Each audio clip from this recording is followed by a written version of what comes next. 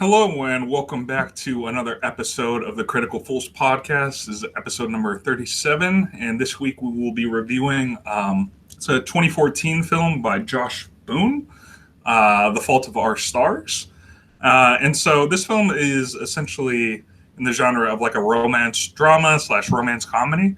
And I thought it was interesting because this is definitely a change of pace type of film from what we usually review, because we traditionally, I would say, review either some bigger films, but typically like more art house or more niche films.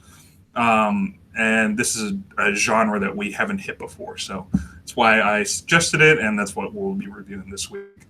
So, Chris, I kind of want to ask you to give your initial thoughts on the film. What did you think? Because this is my second time viewing this movie. As a first-time viewer, I will say that I've become numb to all these teenage American romance films. I think so. I guess to give it credit to where it's a little bit different is that like the cancer angle, which we'll get into, is unique. Also, I know it's based on a book written by Hank Green, I believe, who he started as an influencer on YouTube with I think there's a couple of channels like Crash Course History and another science channel he did. Or there were two brothers, so actually. It was actually John Green, not Hank. Hank is the brother. So John Green wrote the book. But they're the two brothers that they made it. I guess it's interesting.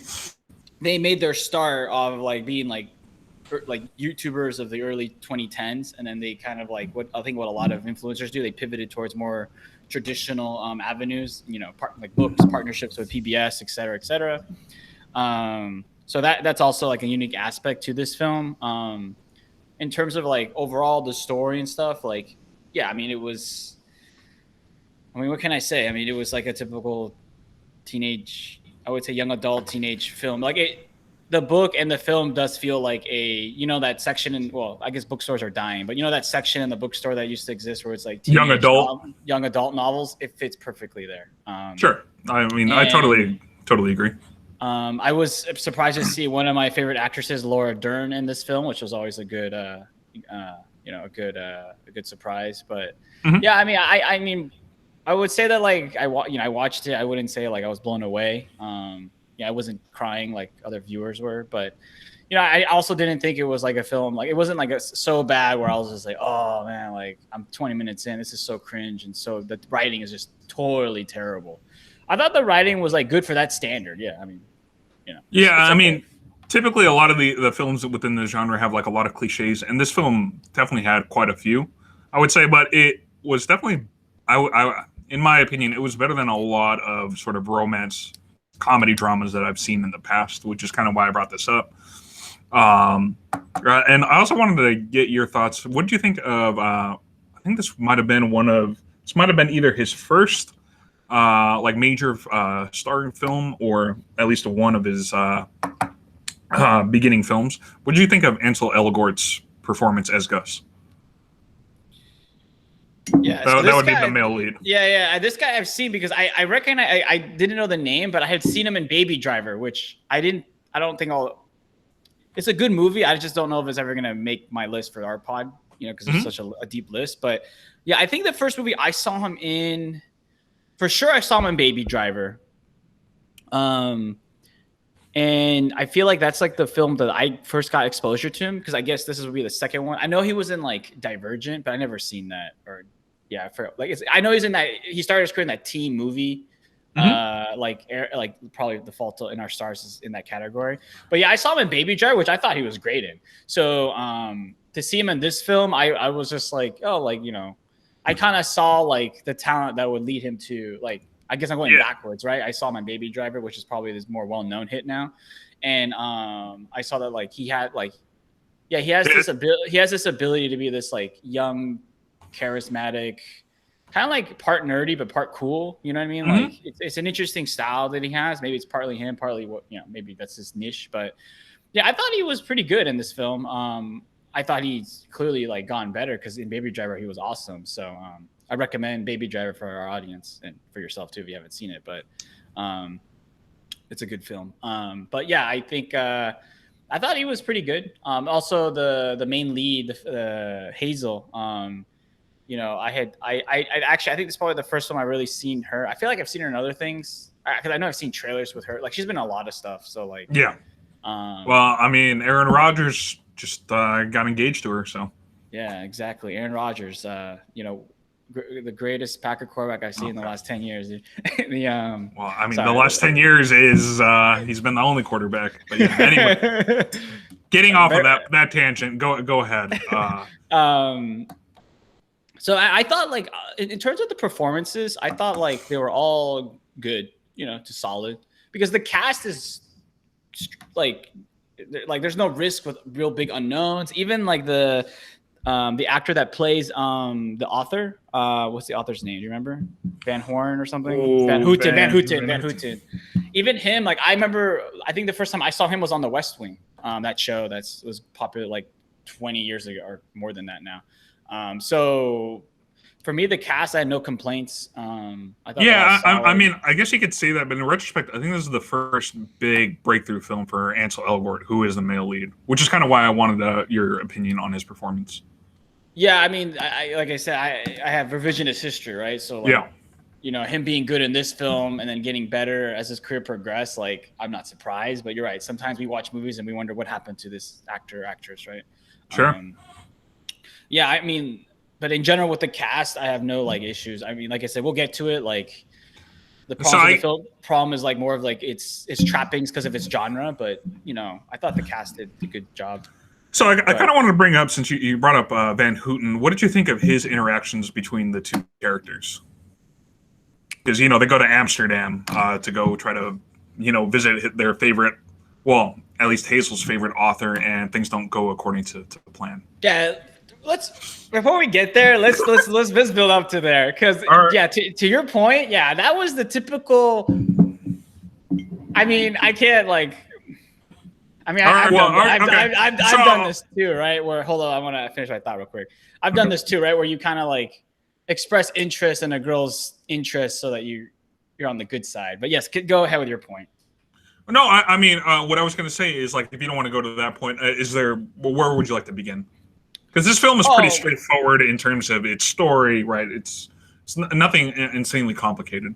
Yeah, I would say that like, we don't have to jump around too much. I would say that like first we could talk about the cancer aspect and then we can build on the maybe the tropes and the romance stuff. But like, because I thought, just to give it credit, the strong point of this film is this unique angle of, cancer patients. Of two terminally ill teenagers, basically.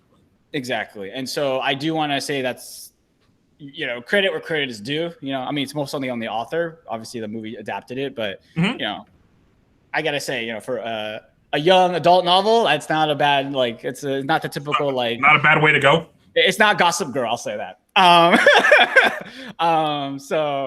Which is like problematic in many ways. So I thought that was interesting because even when like how it starts, right? Like it starts with just like her life, right? Like how she had it since she was the thyroid cancer since she was a kid, how it's been a struggle, how it's affected her social life and the support. Like, she's kind of jaded, right? She doesn't really want to go to the support group because it's really depressing. And like, and like that, or her monologues in the beginning were really like, I thought well done and insightful about like, I know I'm going to die by whatever age. And like, it's like, it is what it is, right? Yeah, it's brutal.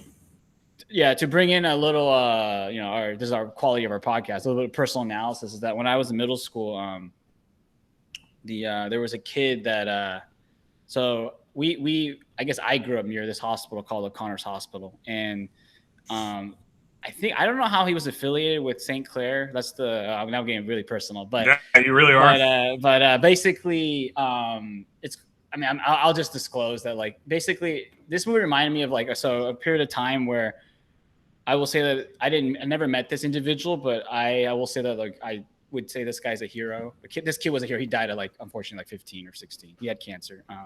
But one of the struggles he had was like, his family. I think he didn't live close to where he was getting cancer treatment at this hospital. So like his family always have to like drive and then like leave and then like try to rent a hotel. So he made it his mission to start a foundation. It's called the JW House, where families could stay right next to the hospital, so they didn't have to like do these long commutes. Right? It's already tough as it is to see your kid like Sure. have The it. And emotional then, toll yeah. is one thing. Yeah. And then you're adding commute or like, or yet you can't like, stay near. And like for a parent, that must be brutal. So, yeah, this kid went to a rival school of ours. Sorry, I have to dial back my. I was letting myself let go a little bit, but I was like in middle school, and I remember thinking like this kid is like just like I mean I must have been like what sixth grade, we're like what like 10 or 11. Hmm. And I remember thinking like, man, this person who's just like 4 years, because 4 years doesn't seem that much, right? Like this guy who's only like 4 or 5 years older than me, like he's fighting this disease. Apparently he's had it. He had it since he was like a kid too. So like, I really like when she mentioned that she had it since she was a child, like I was having a lot of like reminiscing of these memories because I hadn't thought about this in a while. Hmm. And I remember when I was in middle school, I was like, this kid, like, he doesn't get to have a normal high school life, but he still found a mission he could drive towards. And yeah, he died at like 16, unfortunately. But I would say that like his impact was bigger than the years he lived. And so like this movie reminded me of that. And I was just like, just wanted to say like, I know we have a small audience, but I'm not saying donate, but like, it's one of those things where you should remind yourself of like the fragility of life and like maybe not sweat like the things are not important.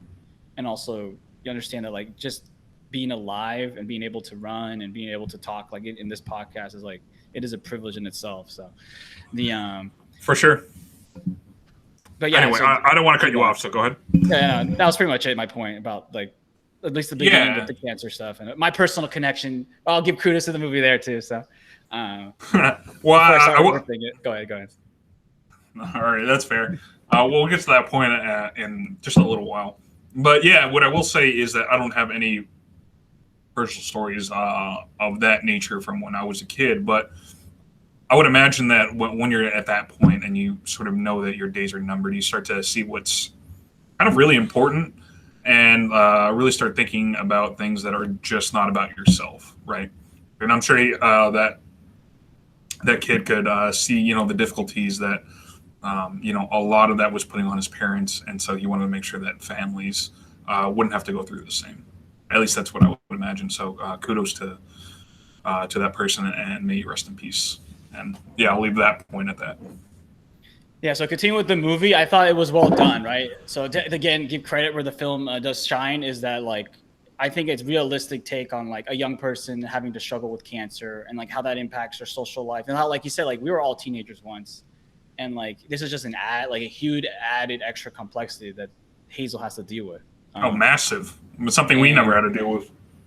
And like her parents too, but like obviously it's through her perspective, right? Mm-hmm. And so yeah, then she meets Gus. And through the support group. Yeah, through the support group. And then we obviously could talk about their relationship. But I was interested. Okay, so to turn it on you, like, so that beginning part, the cancer thing, was that like the first time you saw it kind of like uncomfortable, jarring? I know like I was like had to get used to it the first first monologues that she gave. So yeah, I mean, I don't know if it's something I expected. I knew this was going to be like sort of a sad film because I was.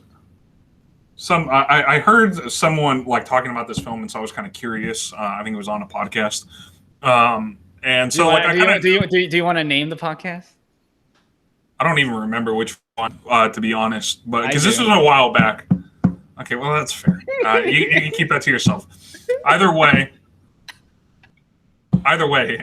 So I did. I didn't know it was going to be sad. So I just didn't know like what direction this movie was gonna lead towards. I knew it was sort of like a romance comedy with clear. I mean, they let it be known pretty quickly that she, has some health issues. So I kind of like braced myself for that, and you kind of just like transitioned in pretty smoothly into the setting. So I don't know if it was super jarring. It wasn't until later where it's like there were a couple moments like, dang, like it went beyond your typical sort of cliches with this film. Even though there were, like I said early on, there were plenty of cliches because, in these young adult kind of comedy dramas, there typically always are. But yeah, so I don't know if it was like super jarring for me initially. You may have had a different reaction than me. I did. I think I already kind of hinted at that with the monologue. But so I didn't have that sort of personal experience to sort of like remind myself of. So that's probably why it wasn't so jarring. Now I guess because I think that's the first thing. The reason I wanted to start with the cancer, because in my opinion, once you get over that, the movie, then it really becomes a rom-com, right? It becomes Sure. a rom-com. And so I guess, what did you think of the beginning, the courting stage between Hazel and Gus? Like, what did you think of that phase? Because I feel like they went through phases, right? Like, it went through that phase, of course, right? phase, and then the ending, which was They kind of, I mean, there was always like, your typical cliches. They wrote in the initial attraction between the two characters. They both met in the, in sort of like the Cancers Anonymous meeting, or like, kids who have terminal illnesses like meeting. And so it was sort of initial awkwardness, as there typically are with teenagers, right?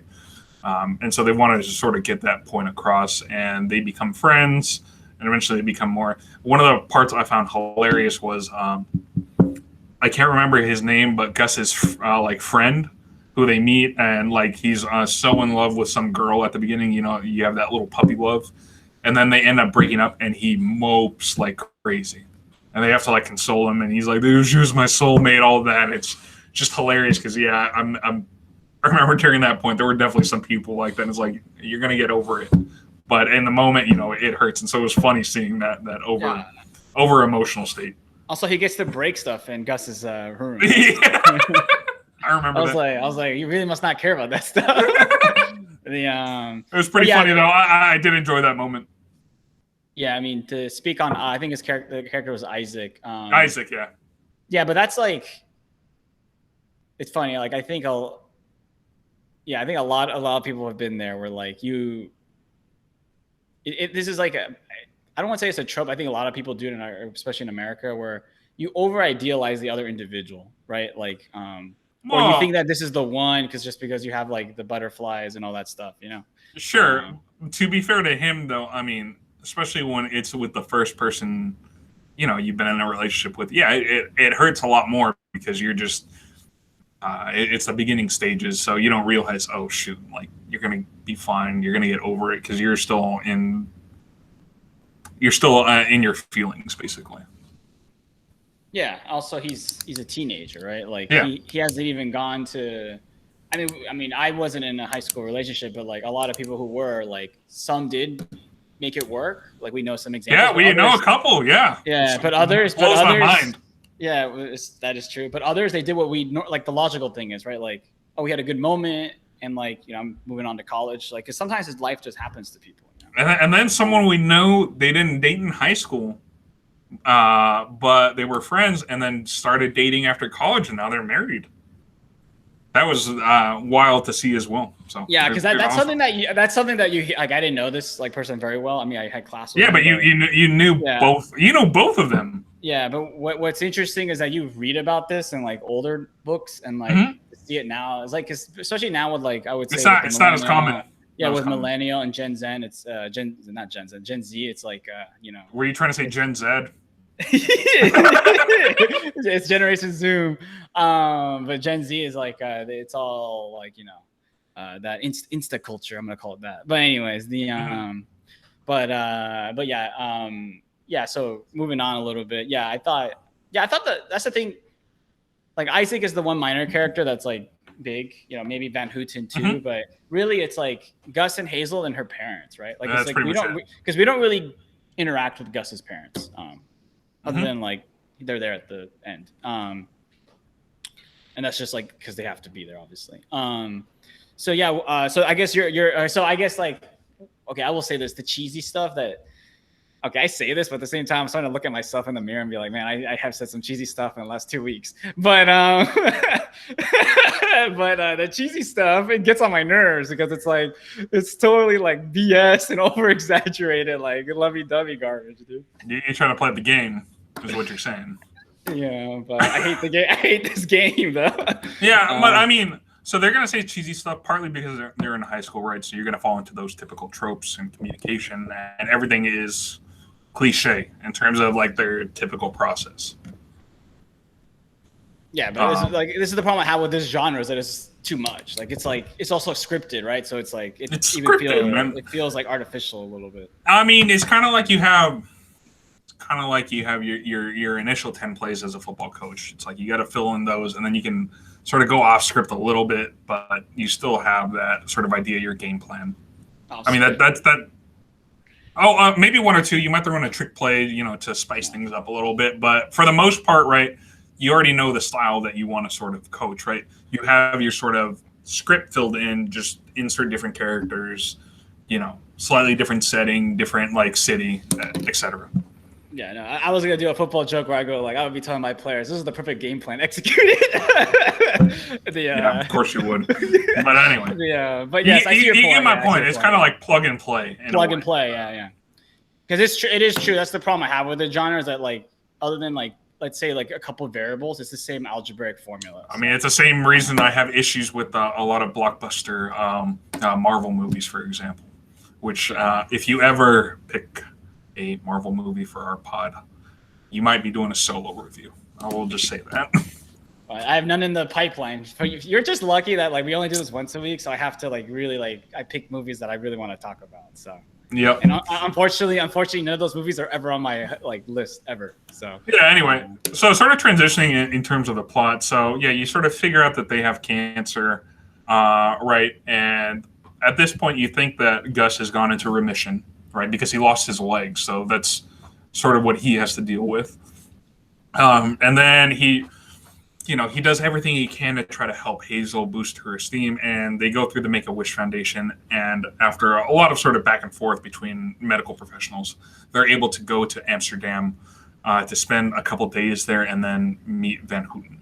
Okay, go ahead and add if I missed something that you want to talk about. Yeah, I think I want to get into the Van Houten, but right before that, we can talk about something that I think affects our society, and we can even talk about it deeper. Okay. So the reason like they get this Make-A-Wish, right, is because she introduces him to the book, right? And then he says he loves the book and now it's his favorite book, and cheesiness. Oh, very cheesy. But what I want to set up is like, and then you're right, the Make-A-Wish, and then like he actually pays for them to, because one of the issues that Hazel has is the doctors tell her no, right? Like, like we can't, this is risky. You're sick, because she has an episode. That's the thing you kind of miss, I think. Yeah, true. And then I forgot what resolves it. I think they just decide to go for it, but because she pushes hard.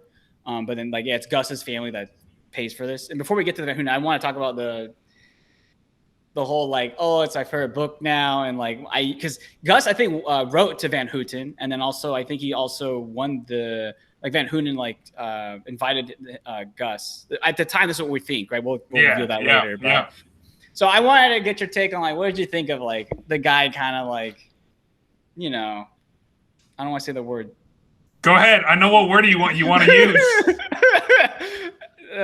Simping for the pining for the girl's affection with such a. Because I want to deconstruct that like the odds, like realistically, the odds that that's his favorite book is not high. And like you can like the book and show genuine interest, but like. No, I thought it was over the top.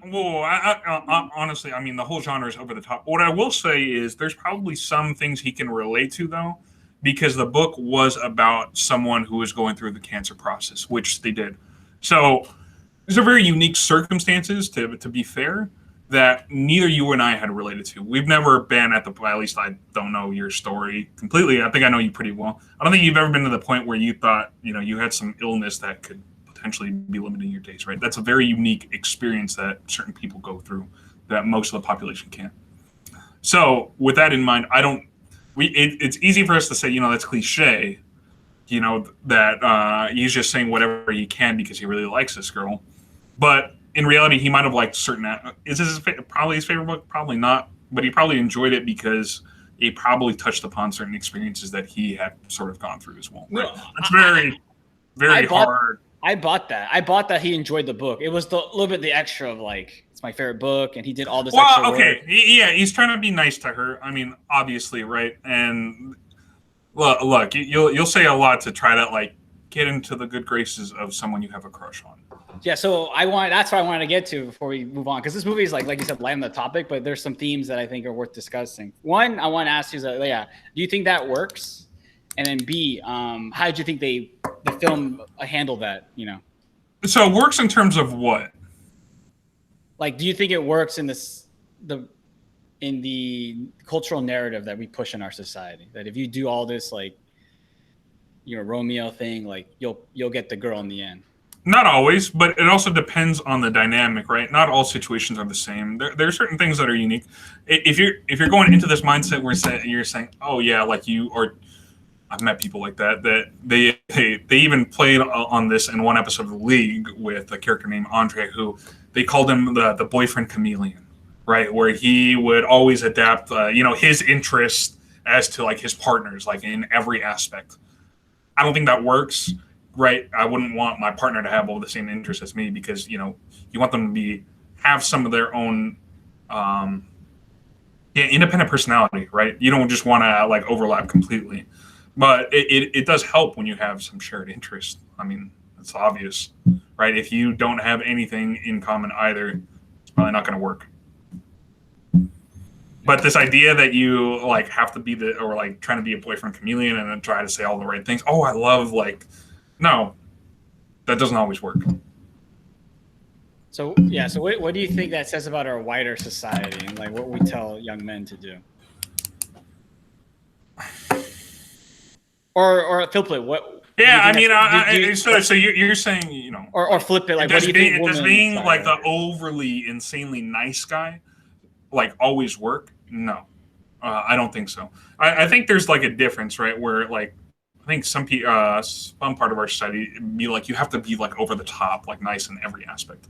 I think that you should be sort of courteous and chivalrous, right? But just don't go overboard because then you sort of lack. It's like you lack any sort of confidence, within yourself, right? You don't stand up to anything. Yeah. And so I think you need to be like. You need to be nice, right? But you need to also be like assertive and show that you have your own interests. Yeah, my part two was like flip it.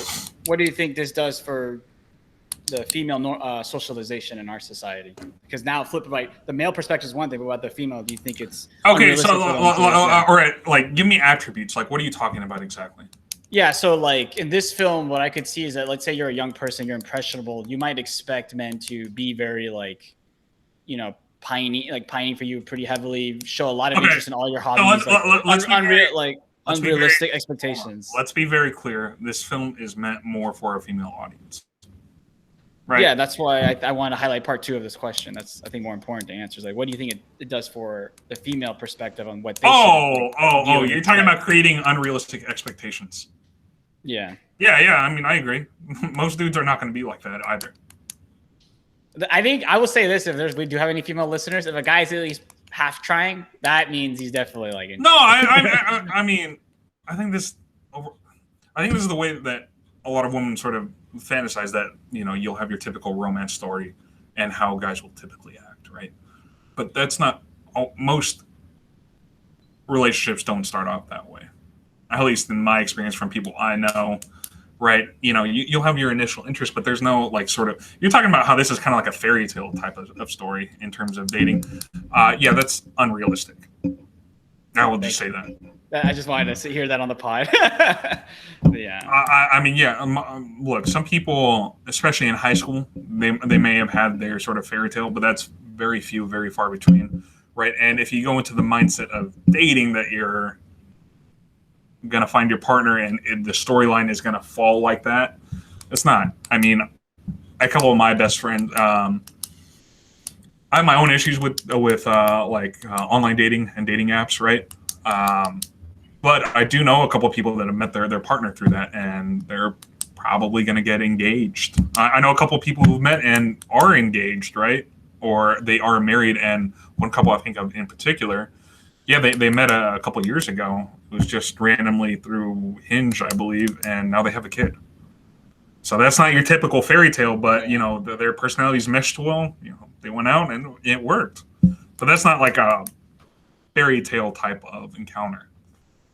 You just watch it with but it works. You can hear it a lot in the clicking. No, I mean just because it blocks like you talk and then you can hear the click. So yeah, I got you. I put the pen away. Sorry, I do like clicking pens. So, but yeah, my whole point, it's like this idea, this notion, and if people buy into the idea that you're gonna find the one in this most like super romantic way, 99.99% of relationships are not gonna move in that fashion. No, I agree. Like it's if you look at the data, which I think I've shared with you, like just by coincidence months ago, right? It's like now it's like I think heavily online dating or bars are 1, 2, and like let's be honest, that's not like this movie. It's not like we just had this. I think Friends is still pretty high too. Yeah, Friends is. I think the other like 1/3 is like work and friends, and so like those relationships usually start with just like conversation and just like kind of like platonic to a degree, and then you're right, it grows into something else. And then obviously we can talk about online and bars some other time, but yes, like this movie, how it frames, like you said, it's like a fairy tale, like and. Yeah. So you were going into like all these tropes. I'm like, what are you trying to get? And then you're trying to say, is this creating an unrealistic expectation for meaning like a life? Yeah, I mean clearly. And I do think a lot of people do grow out of it, but I think we've also come across some interesting podcasts where it's you start realizing that a lot of people don't get out of this delusion derangement syndrome. So it's, okay, we can get into that in a bit too. But moving the story along with now we're getting to now we can talk about Van Houten. Yeah, what was your question at the beginning of the podcast? Like, what did I think of the character? What did you think about his interactions with the two characters? Yeah, I mean he came across as very bitter, right? Like he had like, bitter, right? Yeah, what's revealed is that like it wasn't him that was writing those emails, right? It was his assistant, and also like he lost a daughter, and like because Hazel's looking for the ending, right? Because supposedly in this book, this fictional book, the ending is like random, like it just stops, right? Yep. And the author tells him that there is no meaning, like just life just stops, like stop looking for like meaning and things that there's no meaning. Like you're going to die, and there's probably nothing after. Like he was pretty like jaded. I guess. Okay, go ahead. I'll let you finish. Last point is that like, I mean it's. I think he's supposed to represent like the contrast to. So, I haven't read the book, but I imagine his character is supposed to represent the contrast to Hazel's parents, right? Their parents are like they're really devoted to Hazel, but they tell her at one point, which we'll get to that scene, right? That will be really sad and like, but we've grown to accept, like they've over time probably that like when you pass, like I will, I'll do something else. Maybe I'll go back to work or like she gave some examples. The mom. Laura Dern was, I mean, she's always good in all her movies, but she was really good here where she played like the mother that like, I love my daughter, but when she passes, which will be someday, like I have to be prepared to grieve, but also move on. What my last, because she's like, looks like she's like 40 something in this movie. Like what's my second half of my book. And like after my daughter passes, right. Sure. Van Houten is, I think he represents somebody who's stuck, right. He never moved on. He wrote a book, but like he's stuck in that trauma and that tragedy. But yeah, go ahead. He's got some BoJack in him. Yeah, proper. Anyways, go ahead. I guess more what I found interesting about that interaction, just on a wider note, is that I think a lot of people tend to over-idealize their heroes or people who are celebrities, and they'll see like through their work or whatever they expect them to be one way, and then you meet them and it's like it's totally different from what you fantasized in your mind, right? A lot of this is sort of this I guess creating these fantasies, right, in many ways about like meeting like either your hero or your partner. What was interesting is that, just for example, a lot of people tend to like the show Friends, right? It had a huge following, and they expected, like David Schwimmer to be a certain way, like Ross.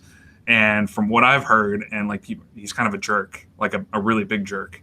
And I don't know if he's changed, but that's from what I got. And so it really shocks a lot of people because they expect him to be like his on-camera personality.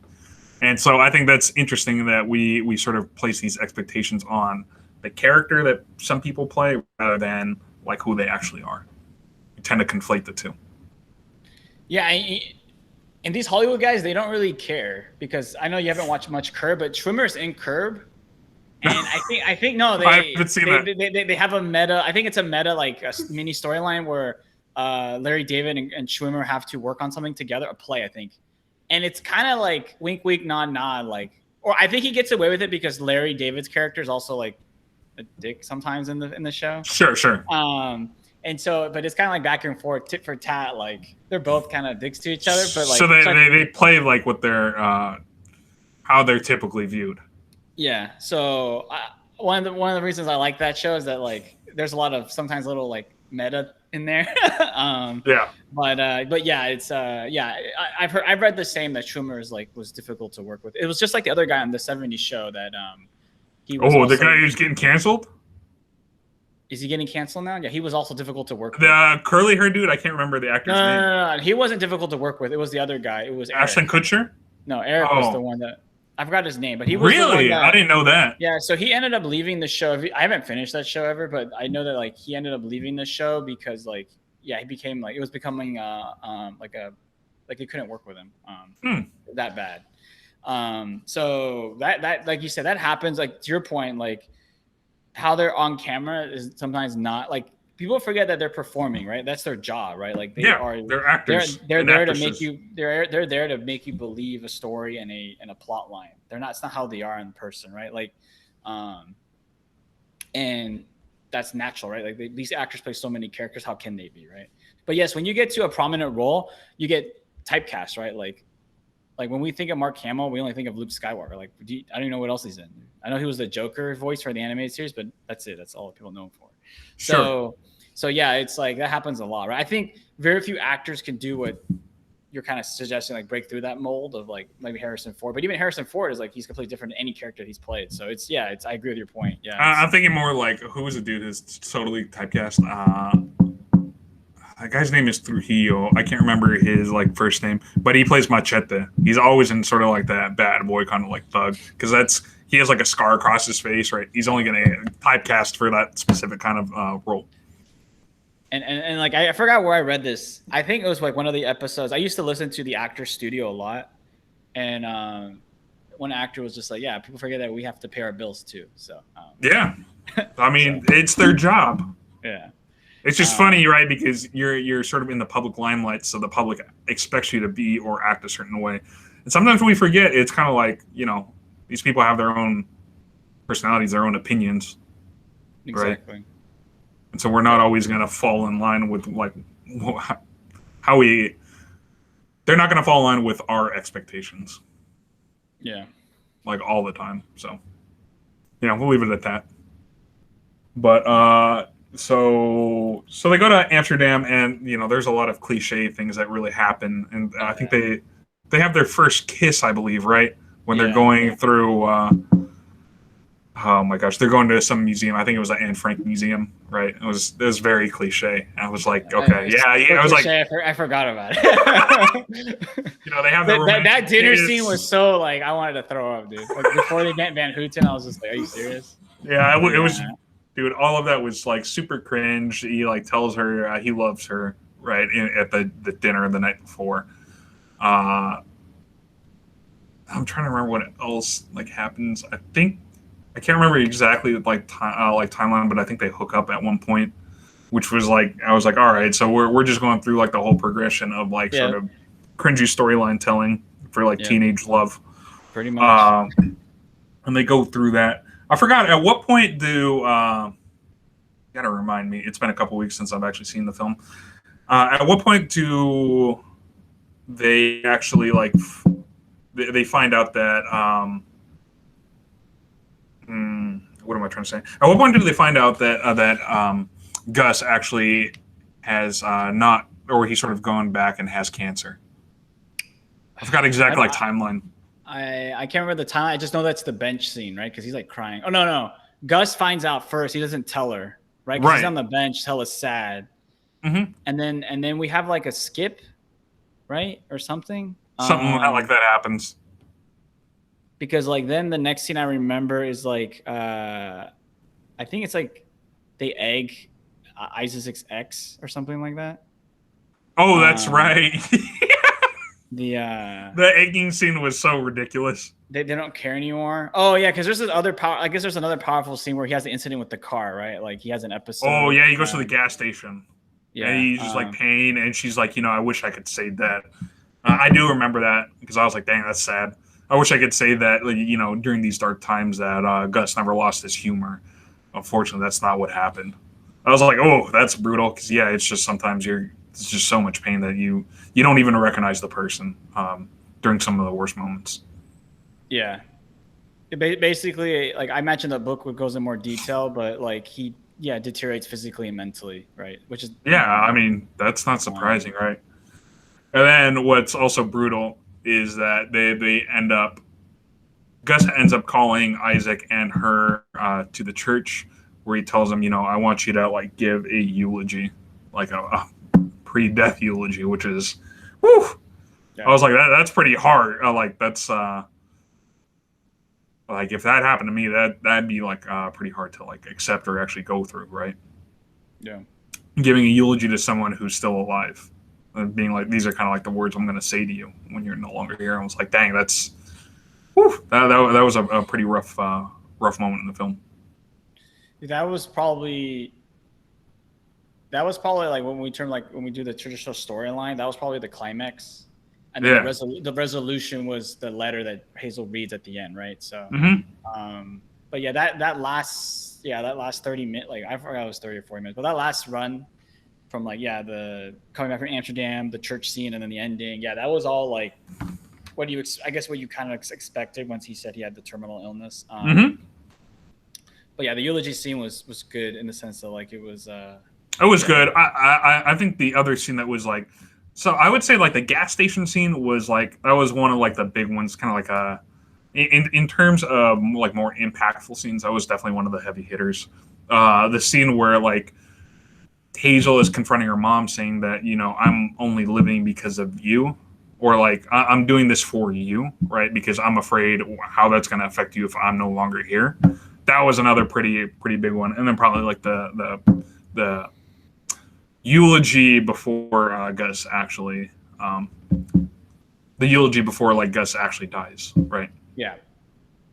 Those are probably the three biggest scenes. I don't know if you had any others that sort of come to mind with this film. It would just be the ending scene, right? When she realizes that the letter was not by Van Houten, but by Gus, and then she reads it, and then there I guess throughout the film there was this play on words, right? Like, okay, Hazel Grace, and she would say okay, and then it ends with that line. What did you think of that last scene and that letter and like that that basically love confession, which I guess he already confesses love, but I guess you already confession. It's sort of cliche, but in that moment where you know that their like days are numbered, they're probably not going to make it past their teenage years, right? That sort of puts things in a little bit different perspective, because like for us, we don't really think about like, it's kind of cliche, right? But like when you're young, you don't really think about like getting old, like sort of like thinking about down the road. That's like not in you think you're going to live forever, right? But when you are in that situation where your days are sort of numbered, I'm sure your mentality, your mind shift changes. And so that really does cause them to bond. And I think they're just happy. It's kind of like the cliche sort of Romeo and Juliet. It was better to have loved than lost than never to have loved at all. I think they're just grateful that they were able to find each other before they actually passed. Yep. I think you summarized it very well. I think, I think that the message being that is, I think my issue with the ending was that, I mean, I've told you this like before. It's cliche. It's cliche, dude. I mean, it's a film. I'm just trying to give you context as to like what they might be going through. I don't know. I haven't met a lot of teenagers who have terminal illnesses, so I can't really speak. I don't know what their sort of reaction would be to this film. Yeah, I mean, I don't know either. I would say that I don't mind that, like you said, I think that message is like completely fine. I saw the message I got too. I was more going to critique the structure of the movie, where I just felt like at the last stretch, it was just a lot of emotional porn, right? Like, it was like. Love the way you phrase that, but yeah, I mean, it's supposed to be like pull at your heartstrings, right? Yeah, that's what the film is supposed to do. The problem I have is that it's just in general, like this is in general with films, is that like once you do it like too many times, it's like drugs, right? Or alcohol or any substance, your tolerance goes up, right? Like you said, the church scene was good. And then you have the parent scene, you have the car. And then at the end, I was just like, honestly, from my perspective, even the last scene, I know they were trying to go for that last oomph, but I was I was like, okay, like just end it with her like putting the gun in her mouth. Like then, okay, and then maybe I'll feel something. Like really, this like guy, you need that ending like in New York's Schenectady to like feel anything. Yeah. Pretty much. I remember you're like, oh my god, that last 20 minutes, you're like, I was bawling. You're like, it's like unlike anything I've ever seen before. In this movie, like, I can't feel anything. No. Teenagers who are not going to make it past 18, oh no. Sorry. But existential crisis about like what's the meaning of life? Oh, so deep. Don't you like I picked these two films? Yeah, I'm just like, wow, what a contrast. Dude. That's what we're going for. Anyway, yeah, I did find the ending cliche. I mean, there were, like I've said, and we said throughout, there's a lot of typical cliches that this film imposes of the genre, right? There were some. I think you would have to agree, though. It was better than most films of this genre. I wouldn't watch, most films of this genre anymore. I think You're right, yeah, right. I, But I you've think seen some, and you got to admit there were at least some moments that made it like differentiated, made it actually a little bit better than your typical romance comedy drama. I agree. Right, and I think the performances were pretty good. I think they played their roles well. It just, in terms of writing, it was strong in some instances, but you know, they still had to fill out your typical formula for this kind of film. Yeah, I can't even blame like.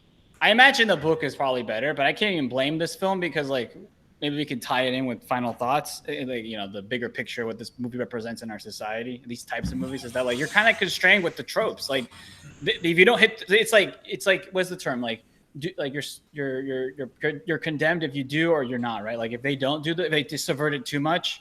I know there's gonna be a lot of people who are gonna be like, this movie's bad, 2 out of 10, blah blah blah, and then if they hit too many of the tropes, it's like people like me rip it. Like it's like what. I think they try to balance that line, going more towards like a lot of the cliches, but to be fair, they did balance it out. I've seen some films within the genre before. I can't even think off the top of my head like their names, but they've been pretty cringe. Right. I'm trying to think of one that's really cringe, other than a Notebook. Notebook was pretty cringe. The Notebook is so cringe. Like, yeah, it was pretty cringe. That's about like where you would go with this kind of film. Yeah, I don't know. I think we've sort of hit the nail over the head that it's there's a lot of cliches in this film. Yeah. So. But anyway, go ahead. No, I'll let you go, and then I want to see like if I can tie in what I was going to say. Go ahead. I was going to ask more like, what do you think of the bigger picture with this film? But I think your question might be more targeted. So. Well, bigger picture of this film. What do you mean? Yeah, so bigger picture in the sense that like, we've been criticizing the trope. So what do you think this? How do you think this like infiltrated and kind of like not infiltrated, but like, what do you think this says about our society? How we view first of all teenage romance. You're talking about relationships, yeah, or relationships in general. That's exactly where I was going to be like harkening back to what you were saying earlier. It's just that this film tends to over idealize sort of the romantic, like it was kind of like a love at first sight almost. And if you talk to most people that are together or have been together a long time, most people don't have that sort of initial experience with their partner. I know some people who had like casually been seeing one another for even a year, and then all of a sudden they sort of, they grew to really like each other, and now they're in love. But that's not how it started, right? And yet, it's just the way that people meet. I think we over idealize that. A lot of people want that sort of romantic fairy tale, like I said earlier. Specifically, a lot of women. It's just not the way that life's way more complicated than that. And that's, if you're waiting for that to happen or to find Mr. Absolute Perfect, that's just not reality. And I think it does create or like movies like this do create this I guess false sense of meeting the love of your life, if that makes sense. And unfortunately, because I've seen even videos online of specifically, there's definitely dudes who they have their own pitfalls or own weird delusions of dating. But there's some videos of women saying, in some partner, they're in their late 20s, and they're I'm never gonna compromise. My partner has to be X, Y, Z, H, A, B, C, and if they're missing one of those components, set you to the side. And it's well, if you're going into looking for someone that you want to consider as a life partner, that's your list might just be too rigid, and there might be one or two things that you might have to compromise on, right? Because nobody's perfect, not you, not I, not anybody, and so to expect. It's funny, right? It's to expect your potential partner to be absolutely perfect in every such way, and that you yourself are not perfect. It's just like you need to look in the mirror a little bit. I would say that's sort of anybody who's in that situation. I agree. I don't know. Do you have anything to add? No, I mean, I think you pretty much like got it on point. Like I was gonna say something similar. It's I don't want to repeat your points. It's more like because I don't watch these anymore, and like I'm no longer 17. I'm no longer even like let's say college, where it's like that transitional period where you kind of grow out of it. In my opinion, like by the time I was like 23, I wasn't even thinking in that mindset anymore. No, yeah. I mean, you sort of grow out of it, right? You realize that I'm not going to be. Maybe it's because like typically, especially when you're kids, your sort of dream is to be like an NBA player. Kind of realize very quickly. For most of us, it's not gonna happen. Full disclosure, I think for me it hit me when I got my first taste of like some rejections. I was like, oh, okay, I'm getting. Everybody goes through that. I think people. You're like, oh snap! It's like way more difficult, or like the standards are the way the game is played is much more difficult than the cliches you thought. Exactly right, because I think ignoring like let's say the more toxic element of our let's call it masculine culture in general, like if you watch enough of these movies, right, you start thinking that like, oh, if I just like, I'm not saying like full simp, but like if I just act like XY, like a normal guy, like I show interest and all that stuff, it'll just work. And like no, right? But you get out of that right when you're young, right? You get out of your system unless of course you never get out of your system or you go down a dark path. But to your point, like you said, like this movie's geared towards more of a female audience. So I think something that rom-coms typically are. Yeah, something that we've discussed in the past off air is that like I think guys, yeah, they could go down a dark path, but I think a lot of guys just like grow up through like having normal experiences. But I feel like sometimes with the female side, because they don't have to deal with the same dynamic in the relationship often, it takes them maybe a bit longer, or like you said, I've seen the same kind of videos, like maybe they never get it. So here's the thing, what I'll just add, and I'll let you finish your point, is just from what I've seen, and like it's not everybody, but I feel like at least in today's society, there's just this large sense of entitlement, and people bring this entitlement when it even comes to dating. And I just don't think that's necessarily like a healthy outlook. And that goes for both genders. I've seen it from both sides. And it's like, you need to be a little more self-aware when you're going down that road.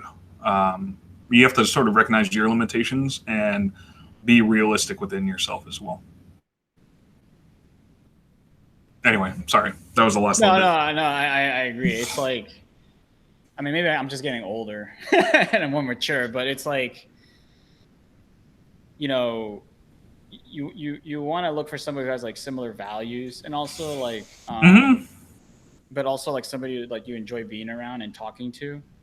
And then the last thing I would say, I don't know why I'm saying this on this pod, but is like maybe because it's the topic, but I mean, it is, right? I mean, you can. Here's a channel I'll plug in because I plugged in. I think the last episode was even Abba and Preach. They talk about this extensively, and I think they have good sort of insight or commentary on this type of stuff. Yeah, and so the last point I was gonna say is that like people forget, like going back to your point about like when you're young, you think like the future's like, the world is your oyster. Yeah. Like you forget that like I mean, like again, like anything could happen, right? Like tomorrow, like unfortunately, maybe somebody gets hit by a bus and like. You don't even get old. But let's say, like, for the sake of argument, you don't end up with any accident or deprecating illness, knock on wood. Right. Eventually you're going to look like your grandparents. Like, you think, they're doing, like, Instagram modeling. Like what is this? Like, there's definitely a time limit. Yeah, it's crazy how, like, when you listen to a lot of people of, like, our generation, like, they act and talk as if, I mean, I know somebody very well in this realm. They act and talk as if they're going to be like, 30 is a new 20. Like, are you joking? Like, oh yeah, I heard that. I was like, are you high? Like my back is not like I wish I was 20 with my knowledge now, but no. You can't go out. You can't go out like you did when you were 21. What are you talking about? You're like, your body catches up to you. It's like a myth that you tell yourself so that you think you can still be, start like, doing those mirror selfies forever, Yeah. No, I mean, eventually you go, like, there's a limitation. It's funny, like, there was some video I like saw where some girl who was like making, because that's the new craze, the trend is like being on OnlyFans, making a lot of money on that. She was like talking about how she can do this until she's 50. I'm like, that's not how it works. There's definitely like, unfortunately, with that type of industry or that type of like path that you want to take, there's a time limit, right? There's an age limit that you can keep going towards, despite what you want to tell yourself. Yeah, no, I fully agree. But I remember hearing that I was like 50. I was like, you're out aging yourself there. That's your revenue stream is going to dry up.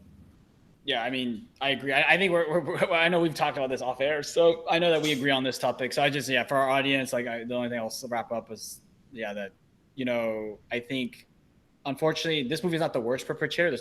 There's a huge topic. Oh, there's far worse. At least this movie has some redeeming qualities.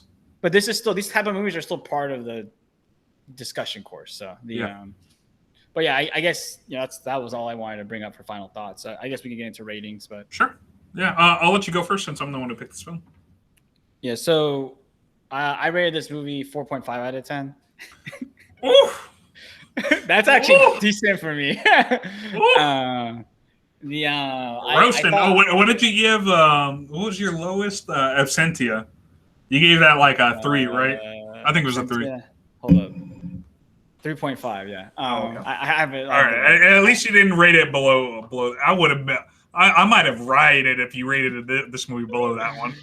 Yeah, no, it's and actually, like, to me, I consider 5 as my average. So it's slightly below average. It's slightly below average. I'm a pretty harsh grader.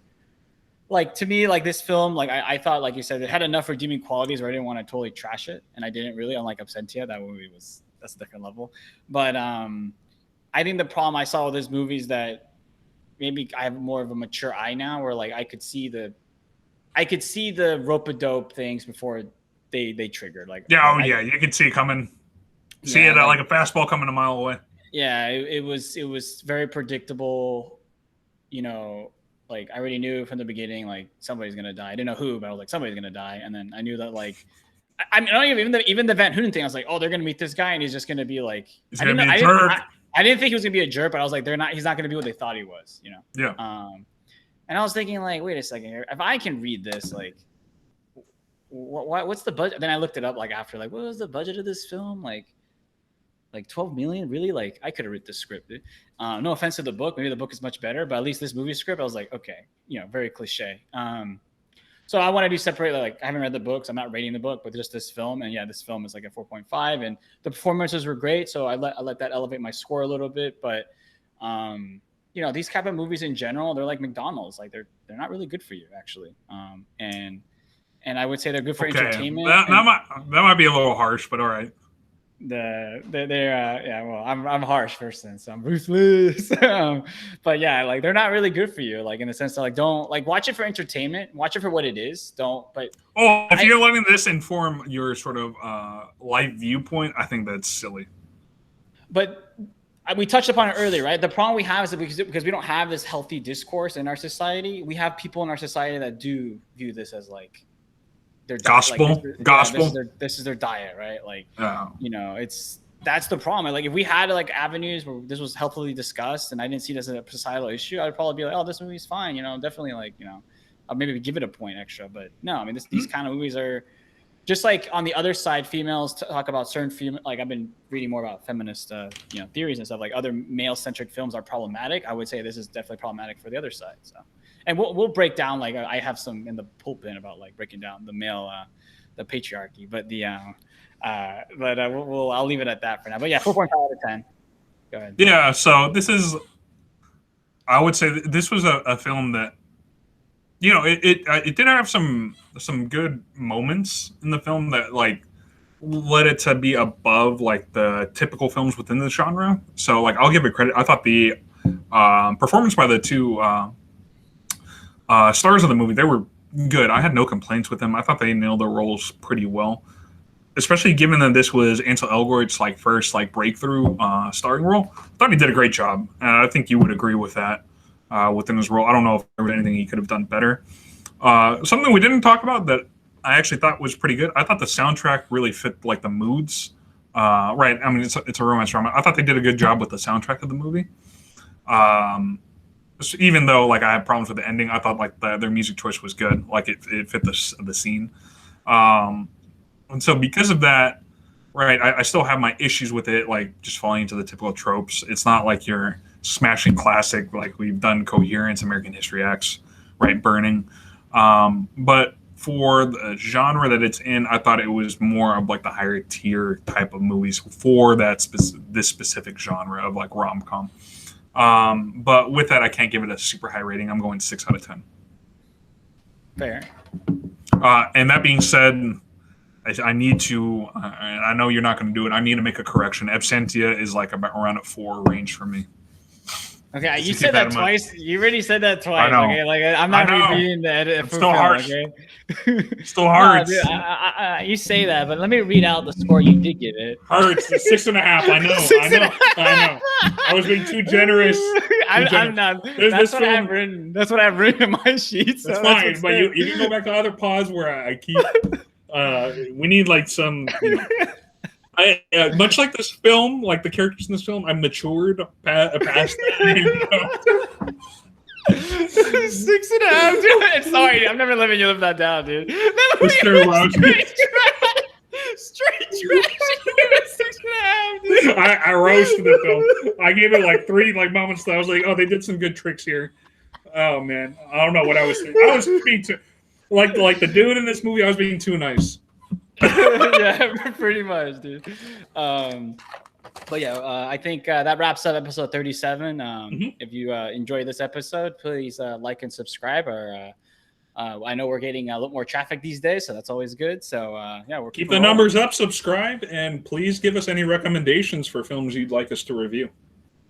But yeah, with that being said, I don't know if there's anything else. Nope. All right. See you next week, dude. Peace.